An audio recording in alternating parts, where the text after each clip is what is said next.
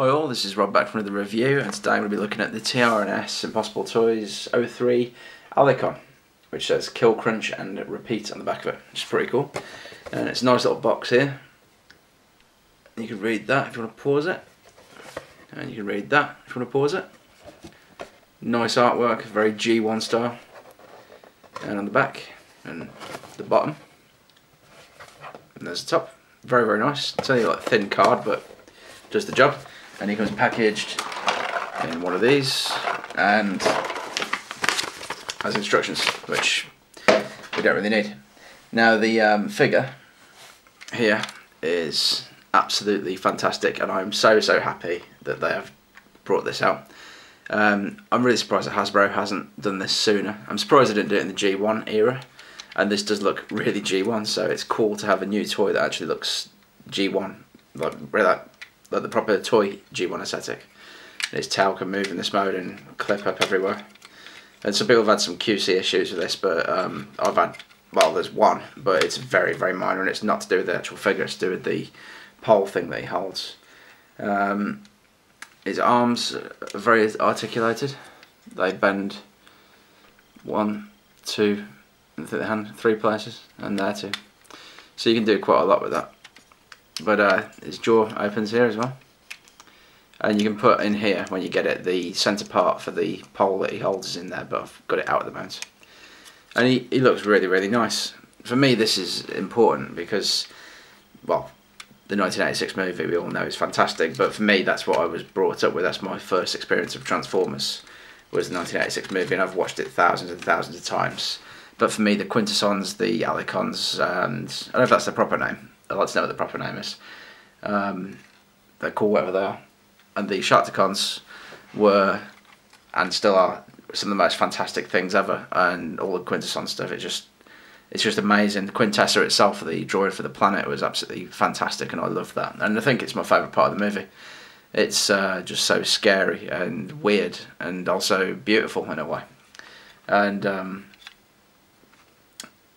I really appreciate what they did with the Quintessons. It's just, I can't find the words to describe it, but I just love it, and it's so scary and genuinely weird and genuinely scary. A lot of things get called out these days, but even though it's a kids thing, it is pretty twisted. The rotating heads with the faces and all that, it's wicked. Sadly, I know that they brought out all the other figures before, and I've missed them all, and I really would like to get my hands on them, but God knows where now. So if anyone knows where I can pick up the figures, the complete set of all the Quintesson dudes, that would be fantastic. Anyway, his little nose thing can shift up, which is for the part of the transformation, but actually adds a little bit of expressiveness to him, I think. Looks like he's flaring his lips. You can also stick your fingers up his backside, but which I've got for some reason at the moment, but it seems like a good way of holding him. Puppet. There we go. So I've got my G1 Gnaw here, or Sharkticon, which is actually a KO, and he's really, really nice, and they do look really good together. So I'll give you a close up there. They look vicious, and if you see them coming towards you, you'd be pretty scared, I think. Even if they look like this and they were real, you know. Massive eating robots. I love those soulless eyes on this guy. Wicked. Really scary. His eyes look a bit more alert, so to speak. Mind you, they both look pretty alert, but I know he's got more of a sort of deranged look about him. Looks like there's not a lot going on there other than eat. This guy looks quite a bit more sinister, and I'm just fascinated by this design, even though it's probably just like some sort of like shark alligator hybrid thing, but it looks really good. It really does. Now to transform him, let's close this, and then we'll do the legs first. The legs, you can do quite a bit with them. I forgot to mention that you can rotate them various ways, but still,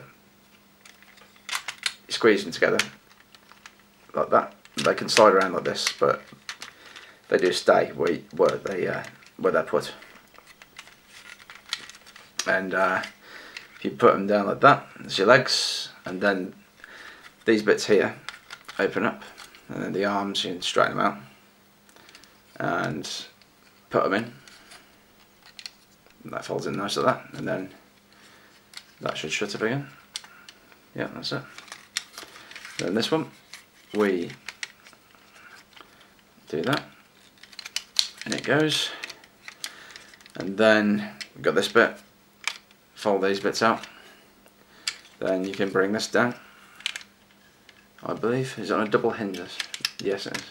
It's kind of on a double hinge. You have to watch that when you're pushing it down and when you're pulling it up, that you've got it right, or else the arms won't shut properly. So you get that down like that, and then come in here, and there's some little tabby things that you pull. Very G1 style again. And they're nice and solid, and you've got the hands there. Now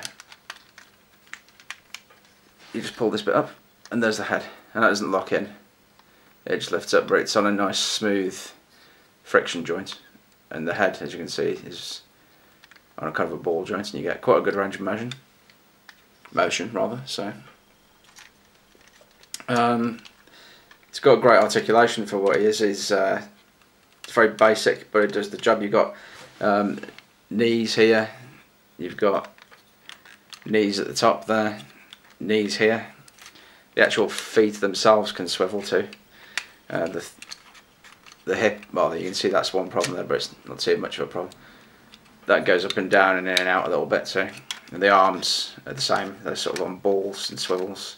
It's not a ball joint, it's like, I don't know, can't I describe it? You can see it's in pieces, just swivels really, isn't it? So it all works very, very nice, very smooth, and the plastic is fantastic.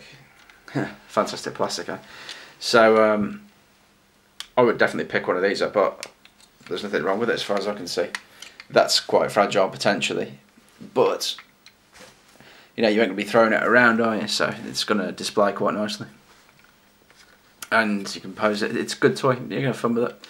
Now there's some more to it than for this mode. Can't talk properly tonight. Hang on a second. Just put him down there. Just go in here, get some bits up. So, we've got two little study things, which you can't have in the Alligator mode, which are these little fellas here.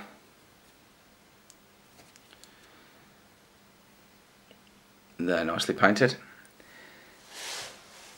You have to take them out for the transformation, otherwise you can't close the arms up properly, but they fit into these holes on the shoulders here.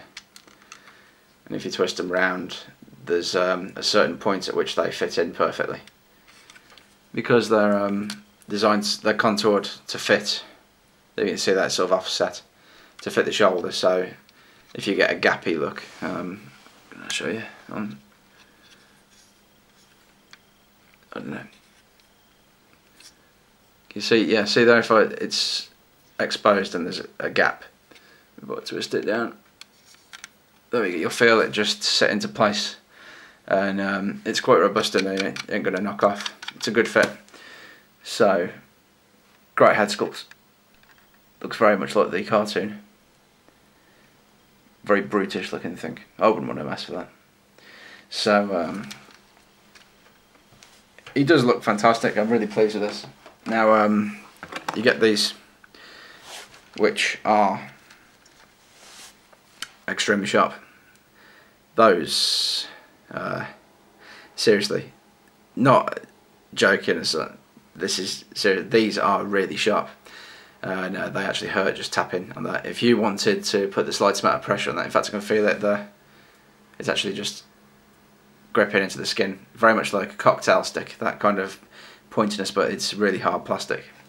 So you want to watch that, and here the little studs on the side.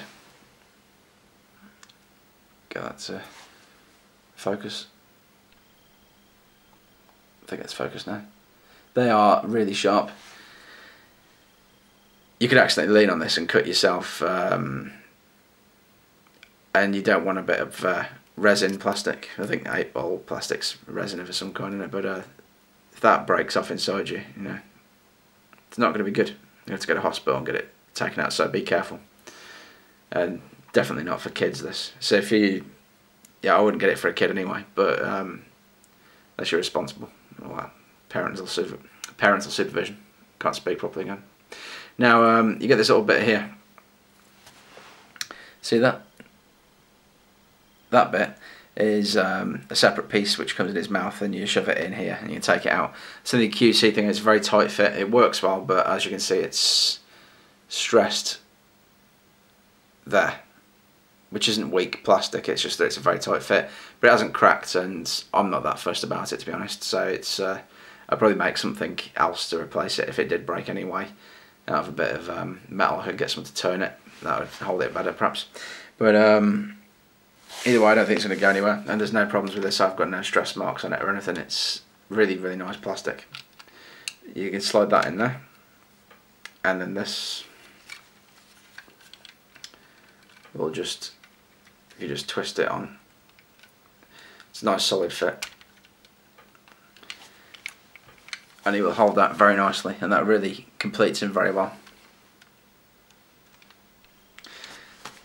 And there he is. He looks absolutely brilliant. I'll just get Gnaw into his robot mode. Never know what to call it now, Gnaw, Sharkticon, whichever. I've had a bit of a spree recently, and I was going to do a haul vid, but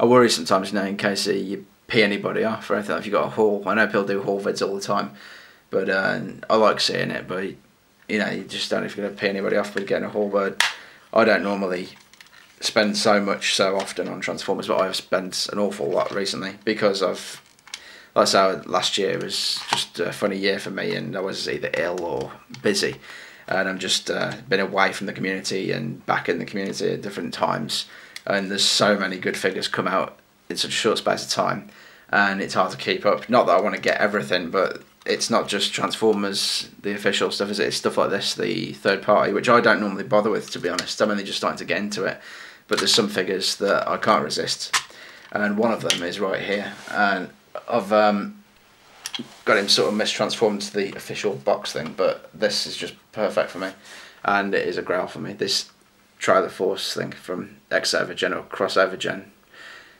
it's Powermaster Prime, and this is just the bot mode that you get with the in the box, no cab in there. And for me, this is actually my favourite look for him, because he looks like a very powerful machine like robot. But more about that later anyway.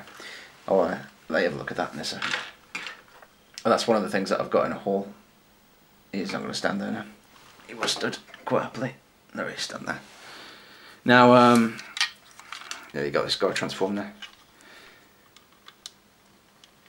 I've actually picked up the Sharkies as well, which I'm really impressed with. And they are a bit loose in some places. And they're very cool, like this guy.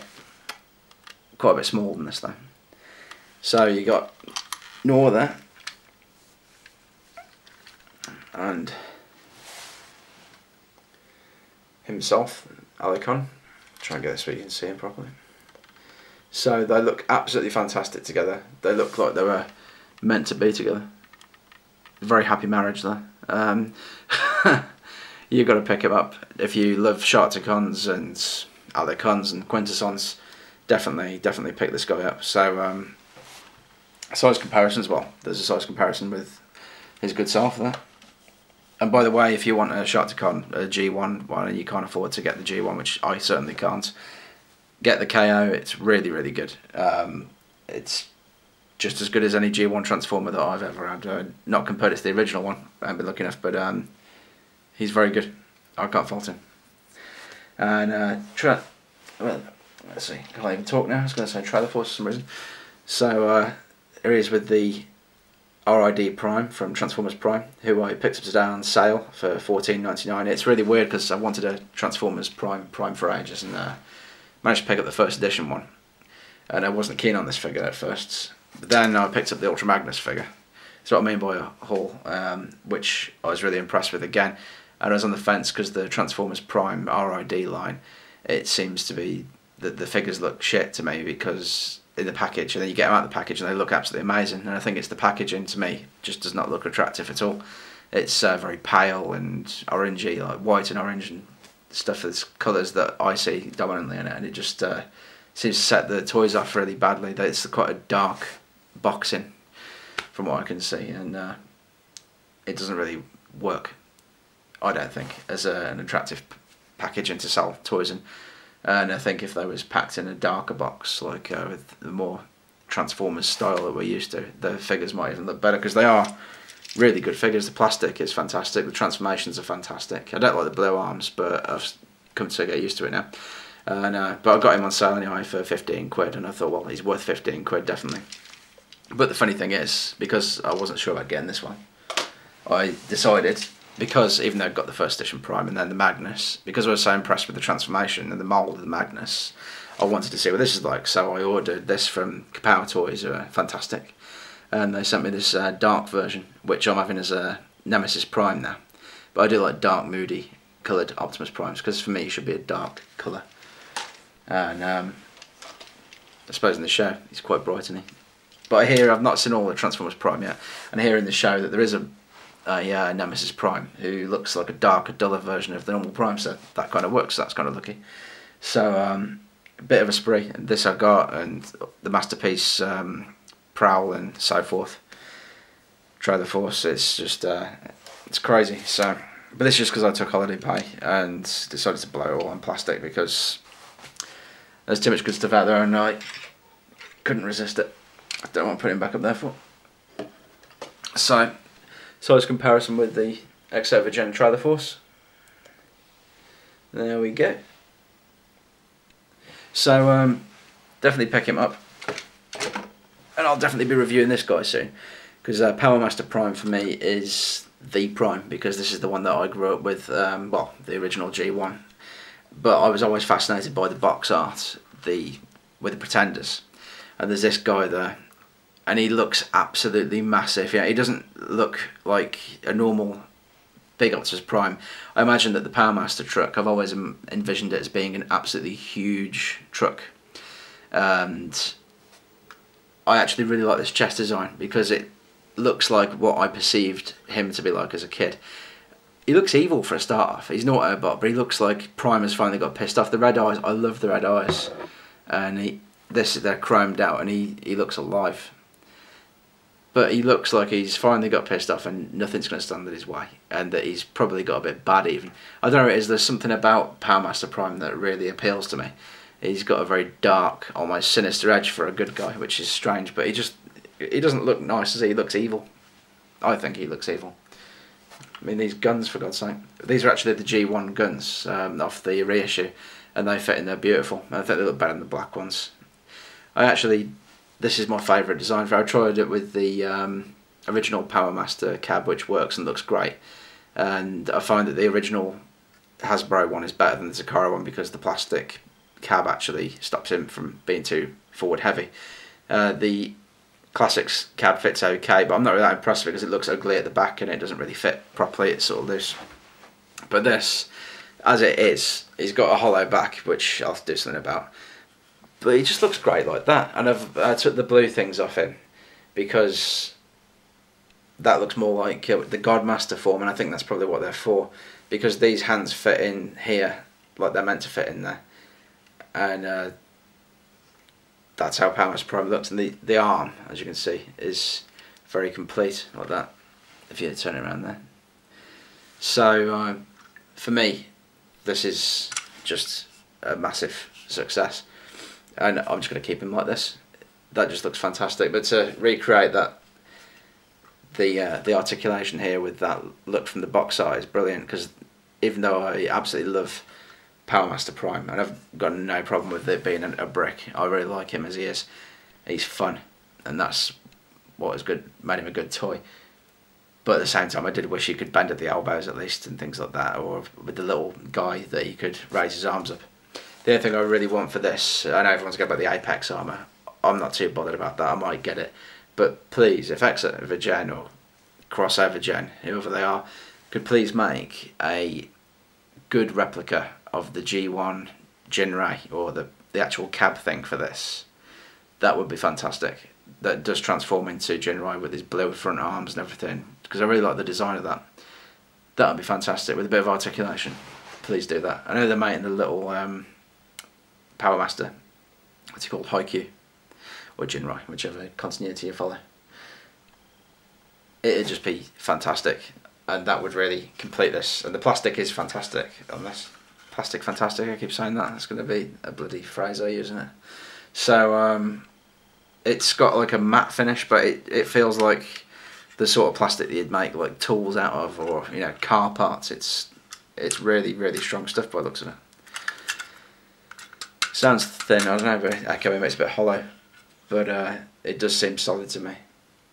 It seems just as solid as what Hasbro use. I've got him mistransformed to the legs here too, because they have it so that it's, I don't know how they do it, going off to the side here. This looks ugly, and that looks more like the original toy anyway, with the wheels at the front. So there's loads of options with this. You could do so much with it, and there's so many guns with it. These guns come with it. I'll just take them out a second so you can see what he's like without the guns. This turns into a little bit of a mini review for this too, but you know, why not? I'm just really excited about this, and I'm going to have to put it down. But there he is, with his normal arms, without the guns in.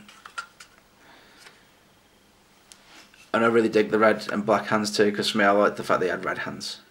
So this is like, for me, my favourite childhood toy, made as a proper articulated figure, and he's just gorgeous. I really recommend you pick this thing up. Like I say, I will review it soon, and the Autobot symbols I just stuck on there. I need to get some bigger ones ready, but I just had a couple lying around and I thought, well, he really deserves to have them, because this just ticks all the boxes for me. Wicked. I just hope they do a masterpiece one day and do it really, really well. Brilliant. Anyway, so there's that.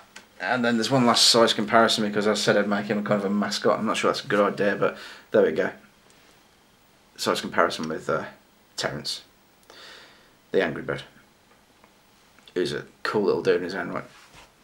Okay then, so that's enough talking bollocks from me and looking at bits of plastic.